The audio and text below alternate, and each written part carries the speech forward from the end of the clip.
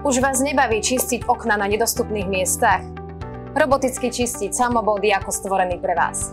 Teraz vám ukážeme, ako s ním zaobchádzať a ako ho správne používať. Poďme. Revolučný robotický čistič okien Samobot ponúka ideálne riešenie pre umývanie okien na ťažko dostupných miestach. Vďaka vysokej sacej sile sa dokáže udržať aj na oknách alebo na kachličkách.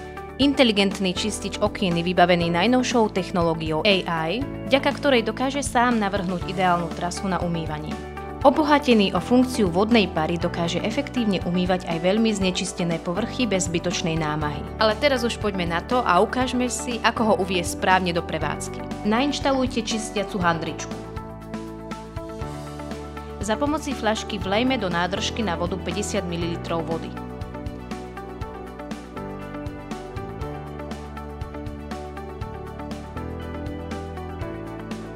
Napájací kábel zapojte do zástrčky a následne do robotického čističa. Produkt zaistíte bezpečnostným lanom, aby ste zlepšili bezpečnostný výkon výrobku. Stlačte tlačidlo, kontrolka zabliká na modro a ventilátor začne pracovať. Opäť stlačte tlačidlo a robot začne pracovať v režime N+Z.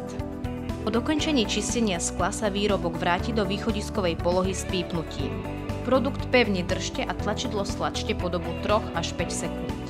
Ak ventilátor vypne, prístroj odstraňte z okna a odpojte ho z napájania.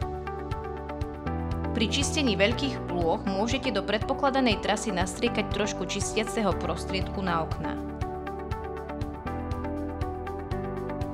Vidíte? Okná sú čisté aj na ťažko dostupných miestach a bez zbytočnej námahy. Objavte aj vy silu robotického čističa okien Samobot a ušetrený čas a energiu použite na príjemnejšie záležitosti. Napríklad si môžete čítať vašu obľúbenú knihu. Dovidenia. Vidíme sa na budúce.